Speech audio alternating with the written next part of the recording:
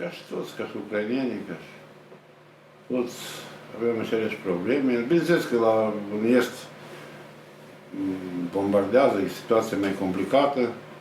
Avem aici refugiați, noi ne-am păstrat casele măcar, dar copiii mor pe front, ca și și nu văd. Copiii românilor. Absolut, da. Suntem cetățenii ucraini. Cam câte cazualități ați avut? Nu avem, nu există o statistică, dar practic în fiecare localitate sunt deja. Acum destul cu energie electrică se întâmplă. Domnul, care este cauza acestor perturbări ale liniilor electrice? Se bombardează obiectele de infrastructură, deci se dereglează sistemul energetic. Cine anume? Rușii, Rușii bombardează, de exemplu, stațiile, obiectele care produc energie, care distribuie energie. Și dacă, de exemplu, în Cernăuț nu se distruse, dar se distruse în altă parte. Și energetica e un sistem care poate să afecteze și țara vecină dacă e conectat. Și atunci energia electrică nu ajunge. Pentru că sunt zone unde cu săptămânile nu e lumină. Și sunt acțiuni inumane care sunt totuși contra... Păi da, e clar că sunt niște, să le spun, acte de terorism care, în primul rând, lovesc populația, civile, oamenii simpli, sferele umanitare, medicina, de învățământ nici nu vorbesc, totul ce înseamnă protecția socială. Cum a evoluat migrația în aceste teritorii și din aceste teritorii? Pentru că îmi dau seama că persoanele care se află în punctele extreme, acolo unde se duc războaiele, se duc luptele, vin în părțile astea, dar din părțile astea unde pleacă oamenii? Deci chiar din prime zile orientarea spre Europa. La granița cu România era catastrofă, era foarte multă lume, enorm. Până și mulți s-au oprit în România, în Polonia. Ai noștri au cam revenit. Foarte multă lume a migrat anume aici, s-au oprit din părțile de est, erau 150.000 și erau școli pline cu refugiați, la case particulare, la instituții. Acum sunt mai puțini, au revenit la zonele unde se ei. Referitor la această migrație de etnici români în România și în Europa și de la ucrainieni către zone. Nu mai etnici români. Etnici români, bine, s-au dus, ăștia care suntem noi aici, au plecat, mai ales familii, copii, femeile. Nu știam nimic că va ajunge bombardamentul până aici sau nu, dar au revenit acasă deja. Doar din afară citim statisticile că 8 milioane de ucrainieni au plecat din țară și 8 milioane s-au strămutat intern. Adică s-au dus din est spre vest. Posibil. Mulți s-au stabilit aici, în Cernăuț, probabil că... Da, deci au venit, s-au stabilit și nu numai persoane în mod privat, au nici întreprinderi. Au început să vină și s-au instalat aici cu muncitorii lor, sau angajează de aici, deci și sfera economică tot a început să migreze, să spunem așa. Cum reușesc economiștii să facă piață în contextul în care nu este energie electrică sau cel puțin este instabilă? Greu, probabil. Greu pentru că, așa, ca să vorbesc lucruri pe care le cunosc foarte bine acum, de exemplu, avem niște proiecte de la Departamentul pentru Românii de Pretutindeni în ceea ce privește editarea de carte. Tipografiile, practic, sunt la pământ, că n-au energie, nu pot lucra, nu pot produce. Fără energie e imposibil.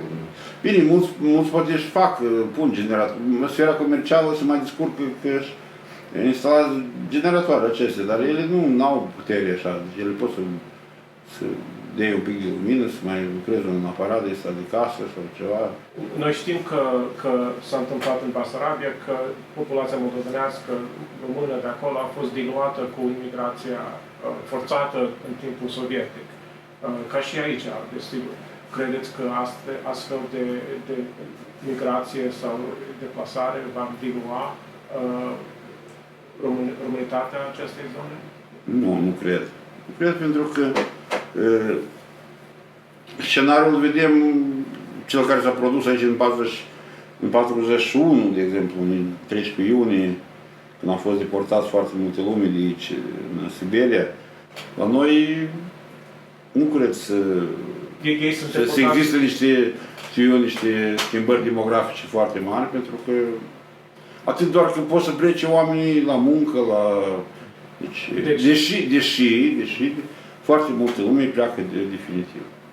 Pleacă pentru că până la război erau probleme cu perspectiva. Dar familia se renoiește, copiii noi se nasc. Da, bineînțeles, dar pleacă foarte mulți cu familie, tot cu familie. Dar facem o diferență între migrația forțată sau deportările forțate, cum a fost în Basarabia, în Bucovina și acum este Ucraina, și migrația de bunăvoie. Nu, aici e de bunăvoie, nu. Deportări forțate la noi nu pot, aici nu au fost și cred că nici nu o să fie. Le observăm de acum în altă parte, deci la Mariupol, oamenilor li se propune plecare spre Rusia. În zonele unde sunt duse lupte. Deci când treceau orașele sau dintr-o mână în alta, deci rușii propuneau plecarea și în Rusia. Care este situația în școli românești din zonă? Copiii studiază, învață de acasă sau învață la... Deci sunt diverse forme, acum sunt și forme mixte. În fond s-au întors în școli, în băncile școlilor, dar în momentul când au fost alarmele, deci copiii erau evacuați în subsoluri, adică acele școli care au pregătire, de exemplu, adăposturi, chestii, deci totul care restul învață online. Și acum situația e cu sănătatea, mulți sunt bolnavi, răciți, e frig, nu-i căldură, copiii se îmbolnăvesc și deci e o formă mixtă mai mult. Care...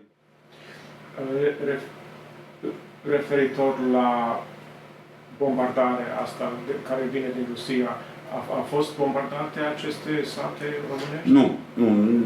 În genere, regiunea Cernus, deocamdată nu a fost bombardată, cu mici excepție, cu ceva la centrala hidroelectrică la Nistru, a fost o încercare și au mai fost cazuri când au fost interceptate rachetele, dar că veneau spre noi, că mergeau în altă parte, dar undeva pe zona noastră au fost doborâte.